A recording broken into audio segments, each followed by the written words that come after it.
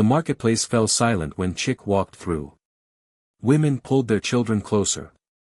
Men stepped aside, eyes lowered. At 6 feet tall with arms like tree trunks, Chick didn't just walk, he prowled. His voice could shake the walls of mud houses, and his laughter.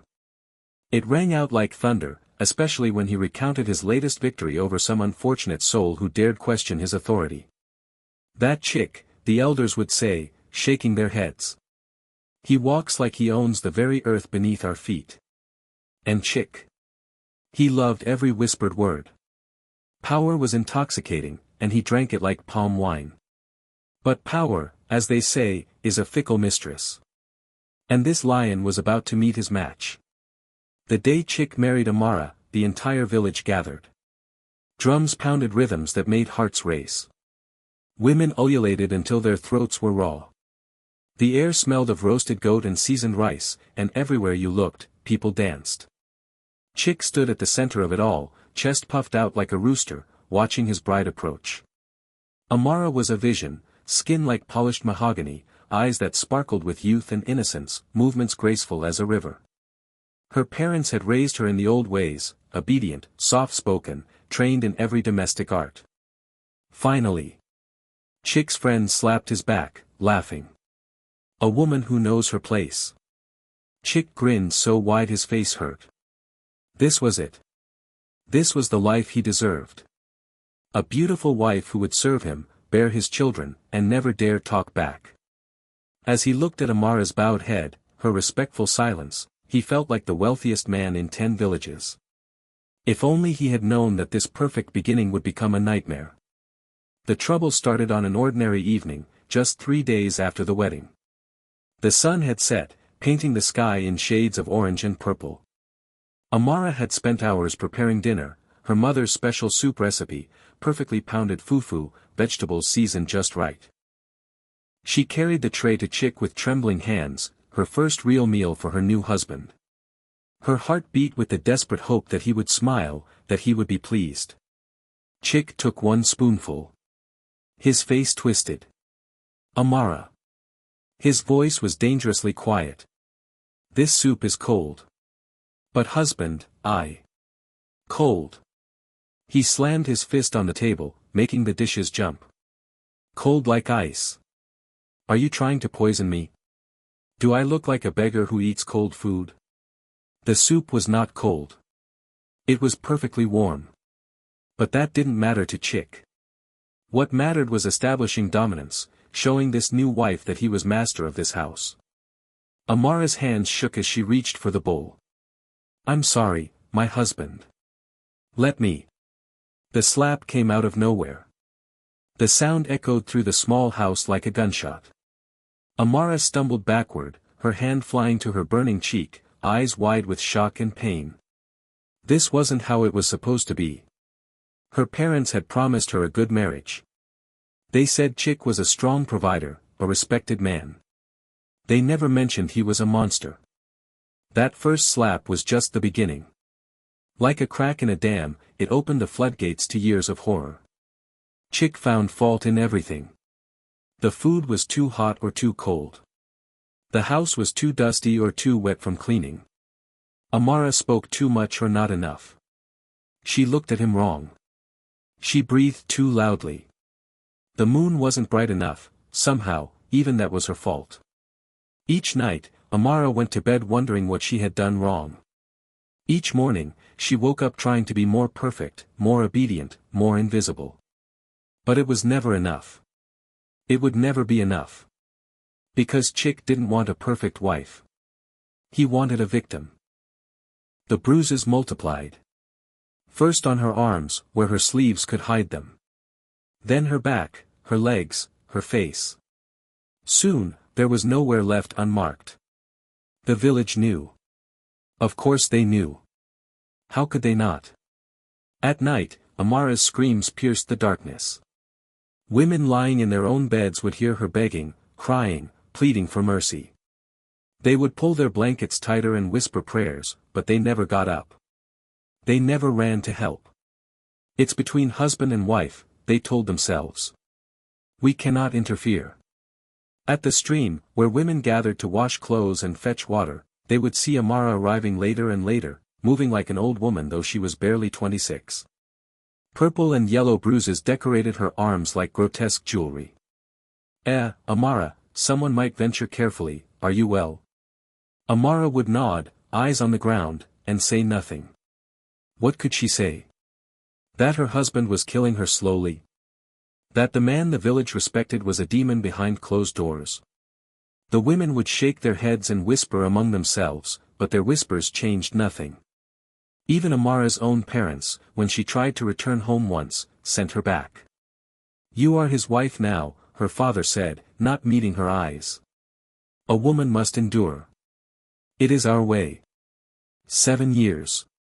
2,555 days of living in fear. Amara transformed before the village's eyes, though they pretended not to notice. The bright, beautiful bride withered into a ghost. Her flesh melted away until her bones showed through her skin. Her hair, once thick and lustrous, became brittle and thin. Her eyes, those sparkling eyes that had made Chick choose her, became hollow, empty windows into a dying soul. She stopped laughing. Stopped talking. Stopped hoping. Each morning, she would wake in the pre-dawn darkness and think, maybe today he will be kind. Maybe today he will remember the woman he married. But kind days never came. She moved through life like a sleepwalker, going through the motions of living without actually being alive. Cook. Clean. Serve. Endure. Survive. That was all life had become, a matter of surviving until the next day, and the next, and the next. Her spirit, the herbalist would later say, was already leaving her body long before that final night. It was a night like any other, which somehow made it worse. Chick had come home in a foul mood. The harvest had been poor. One of his friends had questioned his judgment. Small things, meaningless things, but Chick needed to feel powerful again. And Amara was there. The beating that night was worse than usual. More savage. More brutal. Fueled by frustrations that had nothing to do with her, yet she paid the price all the same. When it was finally over, when Chick had exhausted himself and stormed off to drink with his friends, Amara crawled to her sleeping mat. Every breath was agony. Her ribs screamed. Her head throbbed. Blood trickled from her nose and mouth. But it wasn't the physical pain that killed her. It was the knowledge that tomorrow would be the same. And the day after. And every day after that until she died. There was no escape. No hope. No future but more suffering. So her body made the choice her heart couldn't. As she lay there in the darkness, listening to her own labored breathing, her spirit simply let go. By morning, Amara was gone. The herbalist who examined Amara's body was old enough to know the truth when he saw it. He saw the bruises, old and new, yellow and purple and black, covering her like a map of pain. He saw the broken ribs, the internal bleeding, the marks of fingers around her throat from previous attacks. But when the elders asked, he simply said, her spirit left. She was tired. What else could he say? That Chick had murdered her. That would bring chaos to the village. So he let the comfortable lie stand. Chick, meanwhile, gave the performance of his life. He wailed at her deathbed, tears streaming down his face. My love. My beautiful wife. Why have you left me? He clutched her cold hand, pressed it to his cheek, rocked back and forth in apparent agony. At the funeral, he was inconsolable. He threw himself on her grave, sobbing so hard his shoulders shook. He cried until his eyes were red and swollen. He looked like a man whose heart had been ripped from his chest. The villagers who didn't know the truth were moved to tears themselves. Poor Chick, they whispered. He loved her so much. See how he suffers.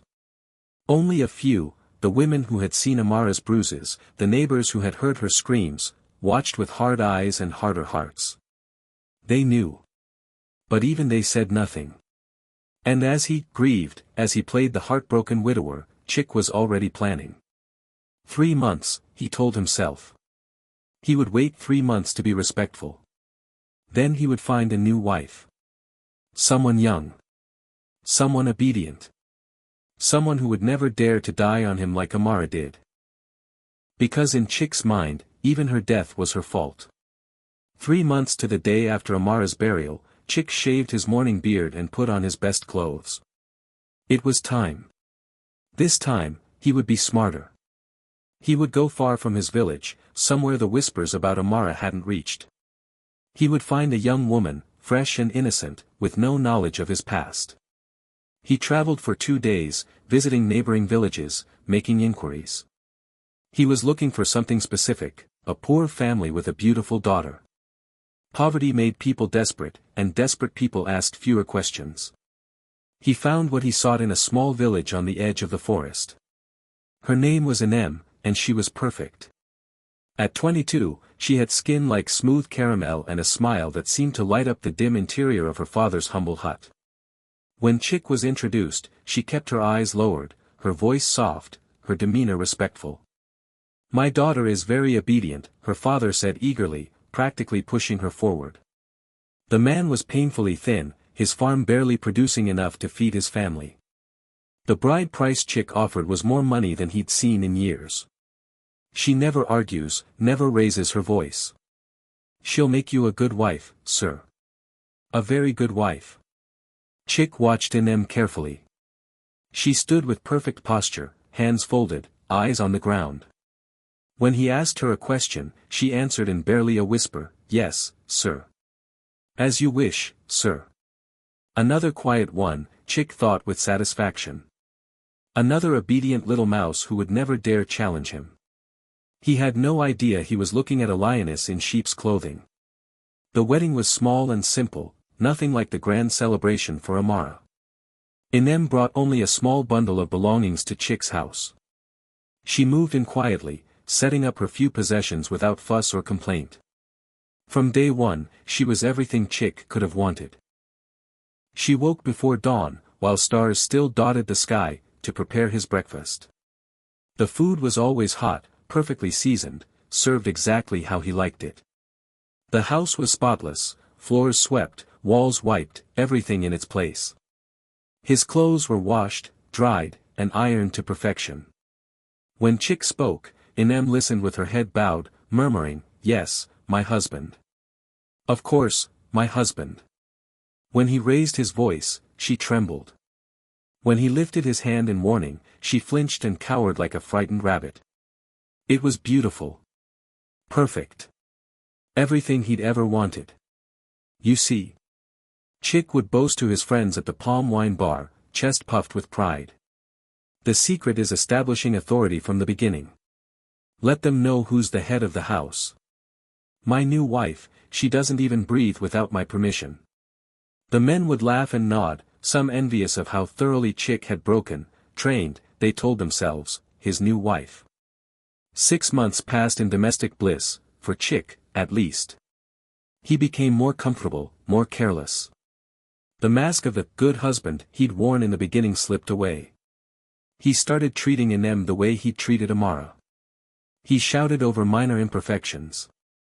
He threw food on the floor when it wasn't exactly to his liking. He raised his hand threateningly, enjoying the way she flinched. He never quite struck her, not yet, but the threat was always there, hanging in the air like smoke. And Inem? She never cried. She just watched him with those quiet, dark eyes. Soon, Chick thought with satisfaction, "I'll need to teach her a proper lesson. Just like Amara. She's getting too comfortable, too relaxed. Time to remind her who's in charge." He had no idea that Inem was thinking the exact same thing about him. What Chick didn't know, what he couldn't have known, was that Inem's obedience was the greatest performance the village had ever seen. Before agreeing to marry Chick, Inem had done something unusual for a village woman. She had investigated him. It started when her father first mentioned Chick's name. Something in his eagerness, his insistence that this was a good match, set off alarm bells in Inem's mind. Good men didn't need to search far villages for wives. Good men had women lining up in their own communities. So one market day, while her father thought she was selling vegetables, Inem made a 2-day journey to Chick's village. She went to the market and struck up conversations with the women there, asking casual questions about the village, the people, the families. Eventually, she mentioned she'd heard of a man named Chick. The reaction was immediate. The women's faces changed. They looked at each other nervously. "Why do you ask about Chick?" one older woman questioned. "My father wants me to marry him," Inem said simply. The silence that followed was deafening. Then the stories came pouring out. About Amara. About the screams in the night. About the bruises. About how a young, vibrant woman had withered and died before their eyes while they did nothing. Nothing. One woman even took Inem aside and whispered, "Run, child. Tell your father no. Chick is a demon wearing human skin." But Inem didn't run. As she listened to story after story, a cold rage settled in her heart. Not just at Chick, but at the village that had let it happen. At the system that protected men like him.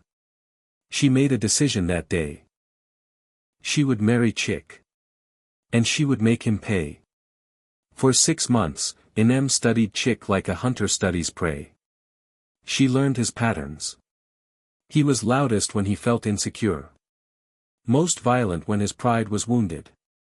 Most vulnerable early in the morning before he fully woke. She learned his weaknesses. He was physically strong but lazy, unaccustomed to any real resistance. His confidence made him careless. He underestimated everyone, especially women. She learned his pride. Oh, his pride was everything to him. His reputation in the village. What other men thought of him. The image of being powerful, in control, feared. His pride, Inem realized, was the key to everything. Hurt his pride, and you hurt him far worse than any physical blow ever could. All the while, she played her part perfectly. The trembling wife. The obedient servant. The frightened little woman. She knew he was watching her, testing her, waiting for the right moment to start the abuse in earnest. She could see it in his eyes, the way he looked at her when his hand was raised. He was enjoying the anticipation, savoring the power he thought he had over her. Let him enjoy it, Inem thought. The fall would be so much sweeter. It was a Tuesday morning, 6 months and 3 days after the wedding, when Inem decided the time had come. Chick woke with the rooster's crow, stretching and yawning, already anticipating the smell of breakfast. He lay there for a moment, listening. But he heard nothing. No sounds of cooking. No clink of pots. No footsteps. Frowning, he got up and walked to the kitchen. Empty. The pots were cold. The fire wasn't even lit. The table was bare. Anger surged through him. Where was that woman? Had she gone mad? He stormed toward the bedroom, ready to unleash his fury, to teach her a lesson she'd never forget. He burst through the door, his massive frame filling the doorway. And stopped dead. Inem was lying in bed, propped up against pillows, calmly reading a book. She was fully dressed, clearly awake, clearly aware that she should be making breakfast. But she looked comfortable. Relaxed. Like she didn't have a care in the world. She glanced up as he entered, and smiled. It wasn't a frightened smile. It wasn't apologetic. It was calm, almost amused. "Oh, Chick. Good morning. Did you need something?" For a moment, Chick couldn't speak. His mouth opened and closed. Did she just, was she really? "Woman," he finally roared. "Where is my breakfast? Have you gone mad? Do you want to die?" Inem slowly closed her book, marking her place with one finger. She yawned and stretched like a cat in the sun. "Oh, that. Well, I was tired this morning, so I decided to sleep in." She gestured lazily toward the door. "If you're hungry, the kitchen is right there. You have 2 hands, don't you?" The world seemed to stop spinning. Never, never, had anyone spoken to Chick like this. Certainly not a woman. Certainly not his wife. His face turned purple with rage. You useless woman. I will beat the nonsense out of you right now. He launched himself at her, his massive hand raised high, ready to teach her the same lesson he'd taught Amara so many times. But Inem was ready. Inem moved with the speed and precision of someone who had practiced the movement 100 times in her mind. As Chick lunged forward, she rolled off the bed to the side. His momentum carried him forward onto the empty mattress. In that split second of confusion, Inem grabbed his extended arm with both hands. She twisted. Chick's world turned upside down. Literally. One moment he was attacking, dominant, in control. The next, his arm was bent behind his back at an excruciating angle, and his face was pressed hard against the floor, breathing in dust. "Let me go," he screamed, thrashing. "Let me go, you witch." But he couldn't move. Inem's grip was iron. Her knee pressed into his back, pinning him down with surprising strength. All his size, all his muscle, and he was helpless as a child. "Witch?" Inem's voice was calm, almost cheerful. "No, my dear husband. Not a witch. Just a woman who knows how to defend herself." She leaned down, speaking directly into his ear, her voice soft and deadly. "You see, before I married you, I visited your village. I went to the market. I talked to the women there. And do you know what they told me? They told me about Amara. Your first wife. They told me everything." Chick's blood ran cold. "They told me about the beatings. The screaming. How she got thinner and thinner, sadder and sadder. How she died, yes, died, because of you. Because you beat her and broke her spirit until her body just gave up. You knew." Chick gasped. "Oh yes, I knew everything." Inem pressed his face harder against the floor, and Chick tasted blood from his split lip. "And I decided something. I decided that you needed to learn a lesson. So I married you. I pretended to be afraid. I pretended to be weak. I pretended to be everything you wanted. But I was just waiting. Waiting for you to try your nonsense with me." Inem finally released some of the pressure on Chick's arm, but she didn't let him up. She wanted him to hear every word clearly. "Now let me tell you how things will work in this house from now on. You will cook. You will clean. You will wash my clothes. You will fetch water.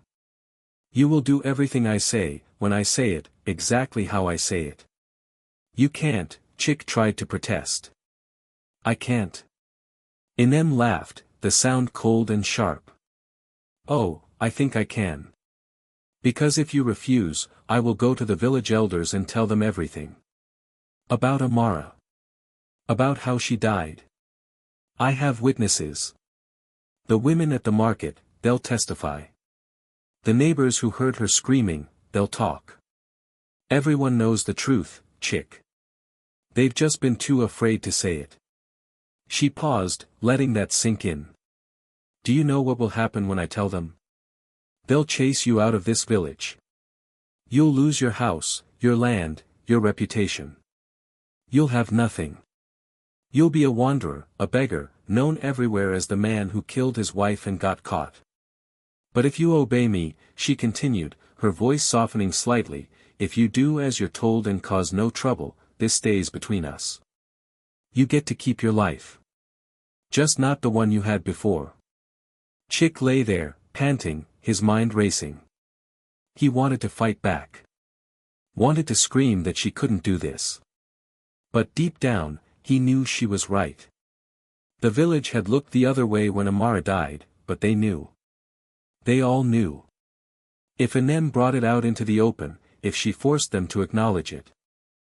"So what will it be, husband?" Inem asked sweetly. "Will you be a good boy? Or shall I take a walk to the village square this morning? For the first time in his adult life, Chick felt true helplessness. True fear. His voice cracked. I'll obey. Good. Inem finally released him and stood up, brushing dust off her wrapper. Then get up. You have breakfast to make. And if you burn it like I expect you will on your first try, you'll eat it yourself and then start again. I only eat food that's properly prepared. Chick scrambled to his feet, his arm aching, his pride shattered into 1,000 pieces. He looked at Inem, really looked at her, and saw a completely different person than the woman he thought he'd married. His world had turned upside down. And there was no turning it back. That first day was a comedy of errors. At least, it would have been funny if Chick wasn't the one suffering through it. He had never cooked in his life. Never even considered it. Cooking was women's work, beneath him.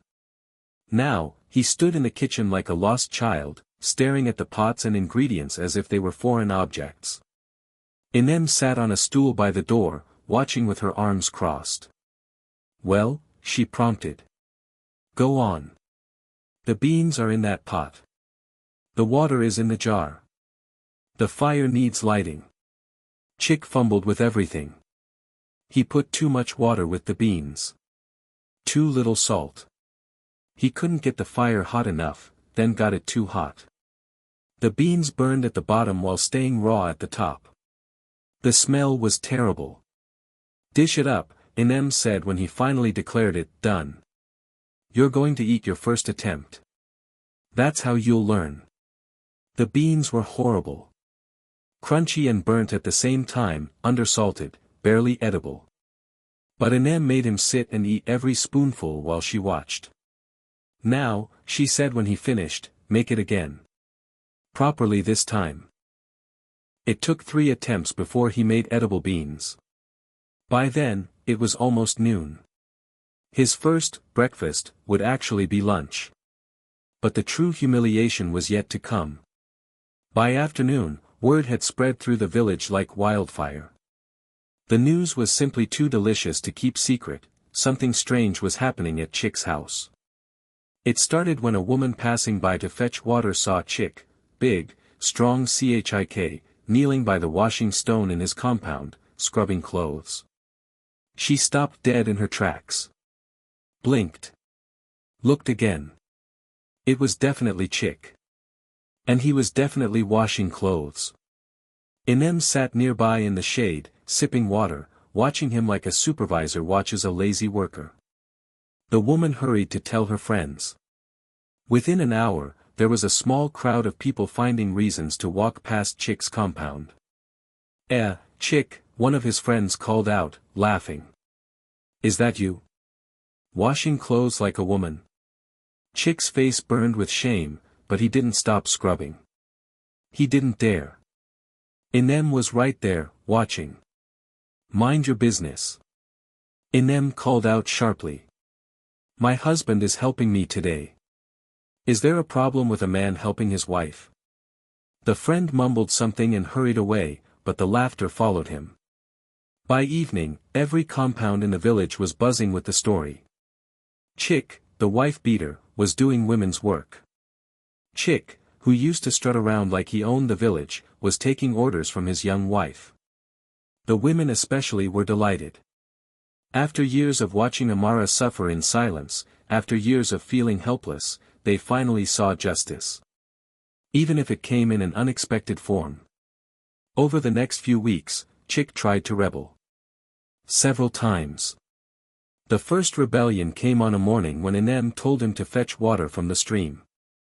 No, Chick said, crossing his arms. I am a man. Men don't fetch water. That's women's work. Inem looked at him calmly. Oh, you're a man now. Is that the same man who beat a defenseless woman for 7 years? The second rebellion was worse. One evening, frustrated beyond endurance, Chick tried to hit Inem again. He forgot himself, forgot the first lesson, forgot everything except his rage and wounded pride. Big mistake. Inem didn't just defend herself this time. She grabbed the broom from the corner and went on the attack. Chick found himself running, actually running, around the compound with Anem chasing him, beating him on his backside with the broom. Each whack landed with a sharp crack. "Please. Please. I'm sorry." Chick screamed as he ran in circles like a scared goat. "Sorry. You're sorry now." Whack. "Where was this sorry when Amara was begging you?" Whack. "When she cried herself to sleep every night." Whack. "When she died because you broke her spirit." The commotion brought the neighbors running. They gathered at their fences and doorways, watching in absolute amazement as mighty Chick ran from his small wife, begging for mercy. One old woman, Mama Ngozi, slapped her knee and laughed so hard tears ran down her face. "Ah! This is better than the cinema. Chick has finally met his match." The story of the broom chase became legendary. Children acted it out in play. Young men told it as a cautionary tale. Old women cackled about it at the stream for years afterward. And Chick? He gave up. Completely and totally gave up. The transformation was complete. Every morning, Chick woke before Anem to prepare her breakfast. He had become surprisingly good at cooking through sheer necessity. The house was always spotless because Anem had standards and would make him redo any sloppy work. At meal times, he served her first and ate only after she was satisfied. He washed her clothes with care, ironed them perfectly, fetched water without complaint. The village watched in continued amazement. This was not the same Chick they had known. That man, loud, proud, violent, had disappeared. In his place was someone quiet, meek, obedient. He walked with his head down now. His shoulders hunched. His voice, once so loud it could wake the dead, became a mumble. The women of the village especially enjoyed this turn of events. They would gather at the stream specifically to watch Chick do his washing. "Chick, how is married life treating you?" they would call out, giggling behind their hands. Chick would mumble something inaudible and scrub harder. His old friends stopped including him in their palm wine gatherings. Not because they were asked to, but because the jokes at his expense were too constant, too cutting. Chick became a cautionary tale, a joke, a warning. One day, Mama Ngozi, at 75, the oldest woman in the village, came to visit Anem. She found her relaxing under the mango tree, reading, while Chick swept the compound in the hot afternoon sun. "My daughter," Mama Ngozi said, settling her old bones beside Anem. "I have lived 75 years. I have seen 3 wars, 4 droughts, and more foolishness than I can count. But I have never, never, seen anything like this." She gestured toward Chick. "How did you do it?" Anem smiled, closing her book. "Mama, it's simple. Bullies are cowards at heart. Chick was brave only when he faced people weaker than him. But when he met someone who could match his strength, someone who refused to be afraid, he crumbled like old bread. But my dear," Mama Ngozi leaned closer, "are you not afraid he will get his courage back someday and try to harm you?" Anem shook her head. "No, Mama. I broke something inside him that can never be fixed, his pride. And without his pride, Chick is nothing. Besides," she added, "I remind him every day that I have people watching. If anything happens to me, the whole village will know who did it. He's not stupid. He knows he's living on borrowed mercy." Mama Ngozi nodded slowly, approvingly. "You are a wise woman. I just wish." Her voice cracked slightly, "I wish someone had done this for Amara. That's why I'm doing it now, Mama. For Amara. For every woman who suffered and had no one to defend her. Chick will live the rest of his life knowing what it feels like to be powerless, to be afraid, to serve someone else without question. It's only fair." The old woman reached out and squeezed Anem's hand. "You've done what we all should have done.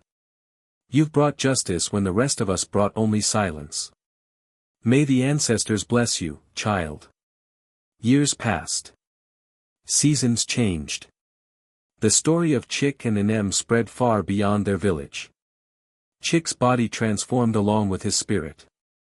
His muscles, once hard from farm work and intimidation, became soft from housework.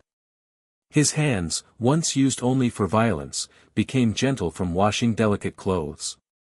His voice, once loud and commanding, became quiet and meek. He became a regional legend, the man whose wife completely controlled him. Travelers would detour through the village just to see if the stories were true. And they always were. There would be Chick, hanging clothes to dry, or grinding pepper, or sweeping the compound while his wife conducted business.